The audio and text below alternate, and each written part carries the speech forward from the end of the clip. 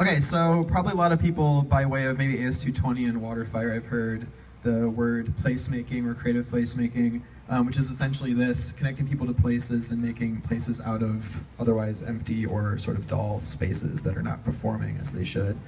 But there's a subsect of that, or maybe a consequence of that, which is getting people to fall more deeply in love with their city. That back in the spring, Alex right here and I and one other man who will be on the slide in 2 seconds wanted to kind of use this in very specific ways to get people to embrace Providence in maybe a different way.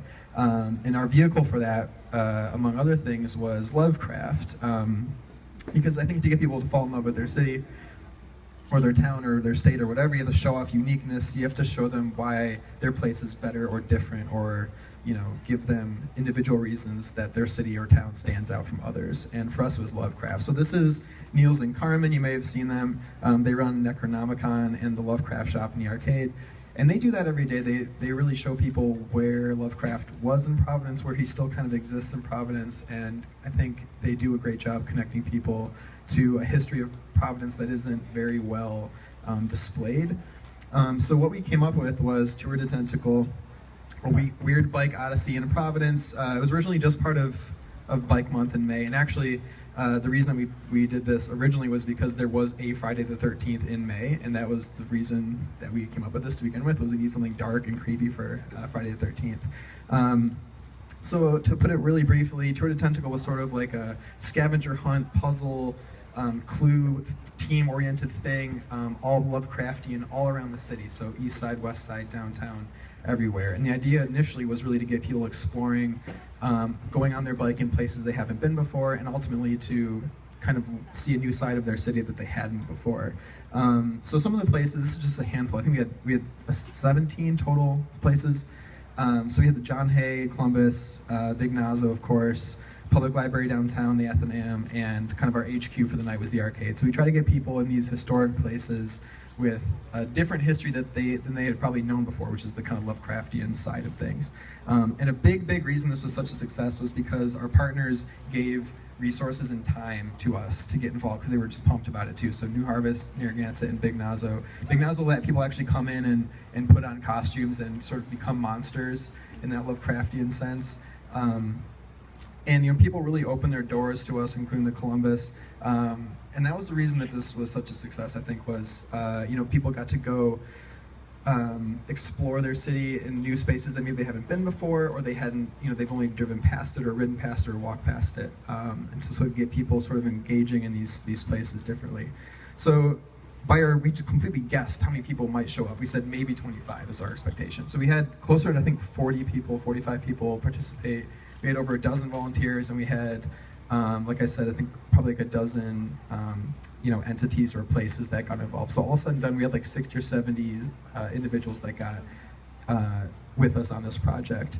And the main goal for this was really to do that subsect of placemaking that I think is sort of a goal of placemaking in the sense of like connecting people to their town, creating memories where they go back to these places. I mean, it's only in passing that we made places out of these spaces like this. And they're all public, really. I mean, some people did go inside to some of these buildings, but for the most part it was on stoops or porches or stairs or sidewalks or streets.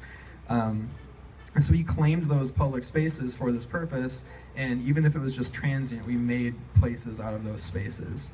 And one thing that I think this can be compared to a little bit, which Providence has done in the past, is cyclovia or open streets, which I'm sure people have been to or heard of. But the biggest difference to me here is we had no permits and no permission from the city. This is just kind of hijacking public space. This is us getting creative. Like I said, there's nothing to set up or put down. There's no street closings. It opened up creativity and let us really rely on partnerships with all those people I just mentioned.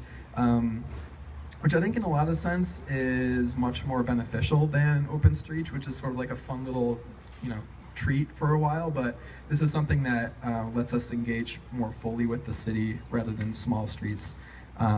So there's a subsect of placemaking as well that is the philosophy of lighter, quicker, cheaper, which is what it sounds like. And to me, this is the ultimate iteration of that, because we put nothing up and we took nothing down. This was just people engaging with their streets and their sidewalks for a very specific purpose and in probably an entirely different way than they ever had before.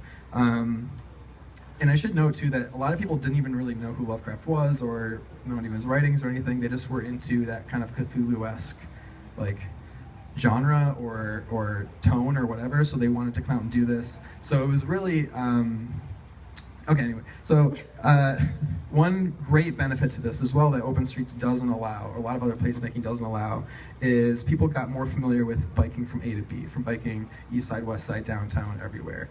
And because we had kind of different spots but no actual streets that were a part of this, is that people got to make their own routes and get creative and kind of engage the city however they decided to.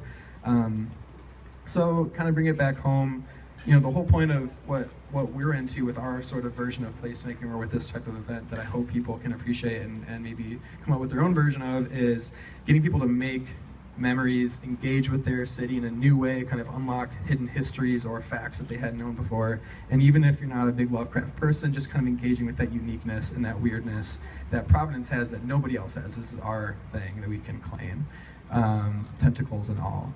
And so we were hoping for another one maybe in October, but definitely one next bike month. And if anybody would like to get involved or just kind of talk to us about it, myself and Alex are both here and we'd love to chat with you. So thank you.